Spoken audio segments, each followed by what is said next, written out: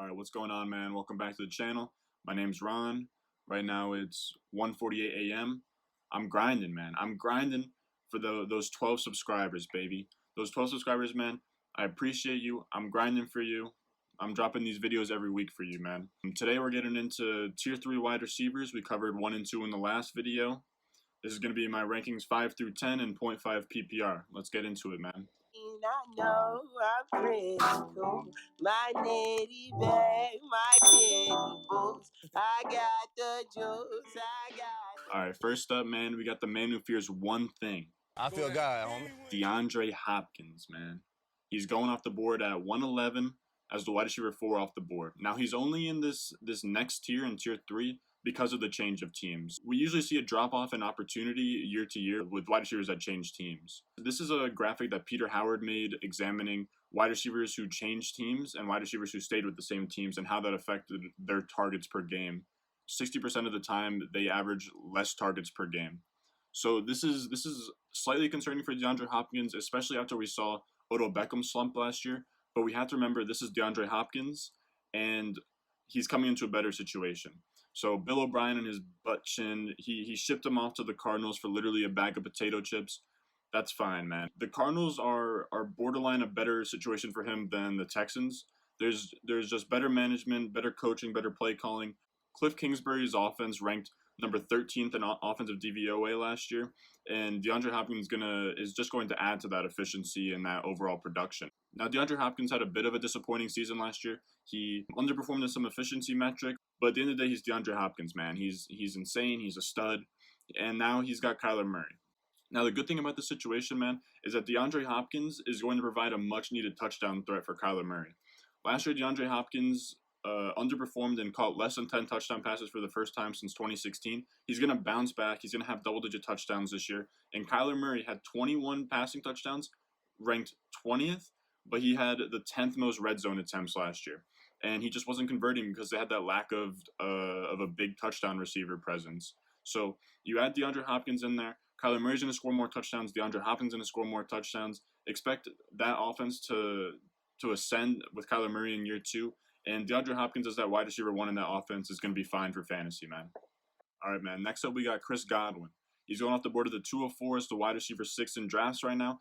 When you look at his metrics from last year, he was the wide receiver 2 in fantasy. He was top 5 in receiving yards, yards after the catch, touchdowns, yards per target, contested catch rate.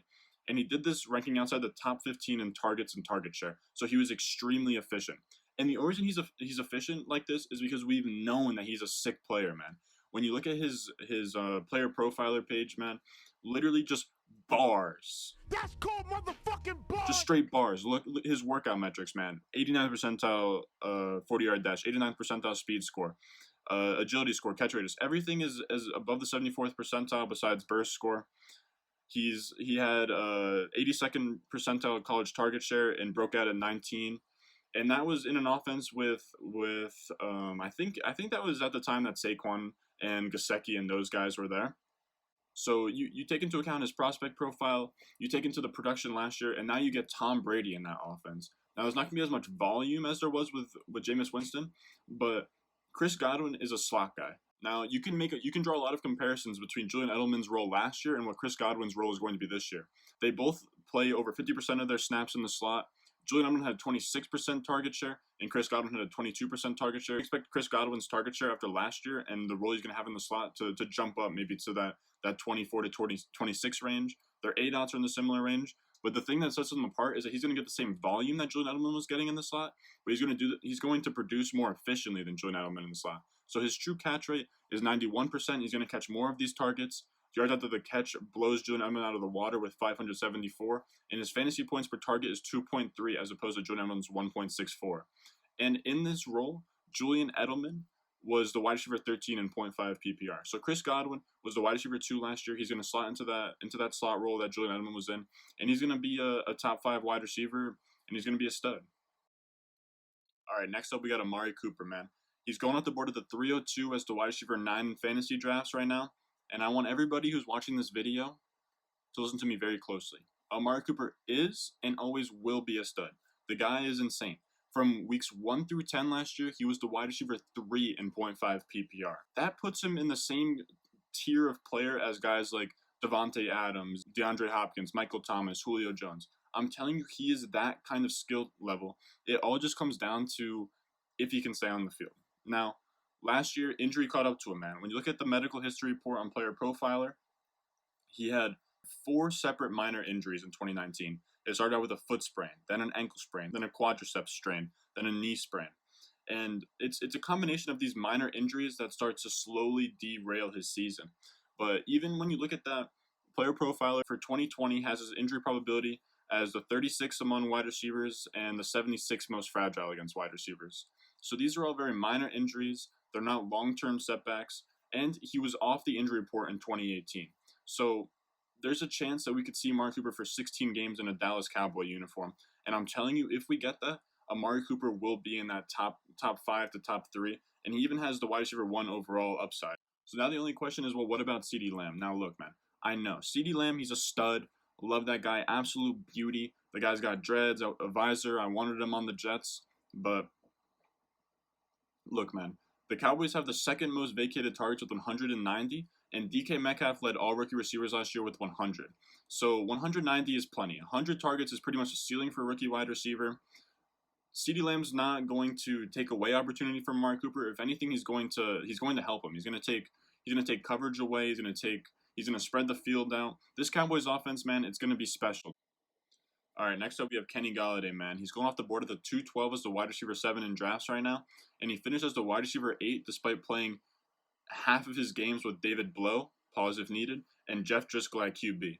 Wide receiver 8 feels like his floor after doing that with half a season of bad quarterback play. It feels like all he needs is just Stafford to stay healthy, and he's going to be elite. Just looking at the splits, they're insane. From the first 8 games, he was on pace for more catches, touchdowns, targets, receiving yards, across the board, everything. And he had 4 more 0.5 PPR points per game with Matthew Stafford. Now, when you look at 15.44 0.5 PPR points per game, that would have been the wide receiver 3 if he sustained that pace for the full season. So Kenny Golladay's upside ultimately hinges on whatever Matthew Stafford can do on the field, if he can stay healthy and perform. It's not a question of what Kenny Golladay can do anymore. Matthew Stafford last year, he was on pace for 4,998 passing yards and 38 touchdowns. That would have ranked second and first in the league last year. So all he has to do is just play 16 games in 2020. The last time he played 16 games was only 2018. So Matthew Stafford feels super injury prone, but he just finished a healthy season before 2019. Expect Matthew Stafford to stay on the field. Expect Kenny Golladay to come through with some crazy weeks, and they have the 5th easiest passing schedule combined with a subpar team, man. So they're going to throw the ball heavy. Matthew Stafford's going to get it to Kenny Golladay, and Kenny Golladay feels like a guy that can finish in the top 5 this year. DJ Moore, he's the truth.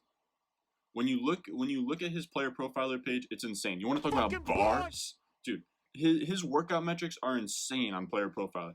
89th percentile 40-yard dash, 88th percentile speed score, 94th burst score, 89th catch radius. Another guy who's best comparable to Pierre Garçon. 97th percentile college dominator rating, and he broke out at 18, man. This guy, if you took a wide receiver and you produced him in a lab, this is what he would look like. He's not known by the mainstream yet, but he's going to be. I'm telling you, DJ Moore in the next 3 years is going to be a monster. It's not even up for debate. We know he's a great player, and when you draft DJ Moore, it's the sentiment that you want to be early rather than being late on a guy. You don't want to miss out on a Chris Godwin type year. So he broke out in 2019, and that was despite bad quarterback play, man. He was top 10 in targets, yards after the catch, receiving yards, receptions, and contested catch rate, and he netted over a 20% target share. Now, this was all while playing with Kyle Allen and Will Grier, the guy who's brothers with Nash Grier. He's not even the most famous guy in his family, and he's thrown a pass in the NFL. With these quarterbacks, DJ Moore had the 72nd worst target accuracy and the 74th worst catchable target percentage from his quarterback. That is insane when you factor in that he was top 10 in receiving yards and all of those statistics while overcoming bad quarterback play. Now in comes Teddy Bridgewater. Teddy Bridgewater, say what you want about him, but in the 5 games that he played with the Saints, he was second in target accuracy. At the very least, that is a massive jump in efficiency at the quarterback position for DJ Moore. So now Bridgewater's a huge upgrade at quarterback. The Carolina defense is terrible now that Luke Kuechly is retired, and the Panthers have the second easiest pass schedule in the league. So look for them to be behind in games because of the defense, and look for them to air it out with ease because of the schedule. And DJ Moore, I'm telling you, he's going to eat up this year.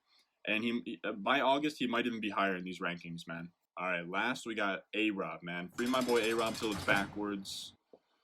That boy can't find the QB, man. He's been playing with shitty QBs since Penn State. He's had Hackenberg, Blake Bortles, Mitch Trubisky. When it comes down to Allen Robinson, it just comes down to the quarterback play. He's a stud, and he would be much higher than the 303 as a wide receiver 10 in drafts. In any other situation other than having Mitch Trubisky pass to him in 2019, he would have been a top 7, top 6 receiver in drafts this year.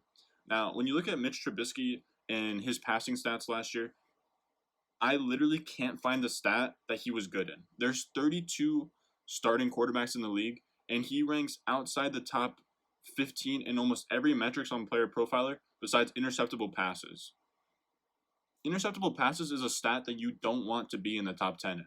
Mitch Trubisky, the guy is a high school level quarterback who somehow just found his way to the NFL.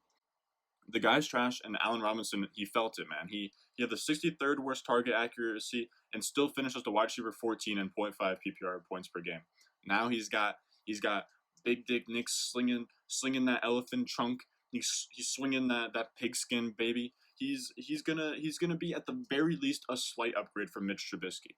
Now this year the Bears face the easiest passing schedule, and Allen Robinson has no competition for targets. I don't want to hear about Jimmy Graham. I don't want to hear about Anthony Miller, Taylor Gabriel. I don't want to hear about any of that. It's Allen Robinson, and then it's nobody. It's maybe Anthony Miller. When you look at his stats from last year, he didn't improve much from his rookie season.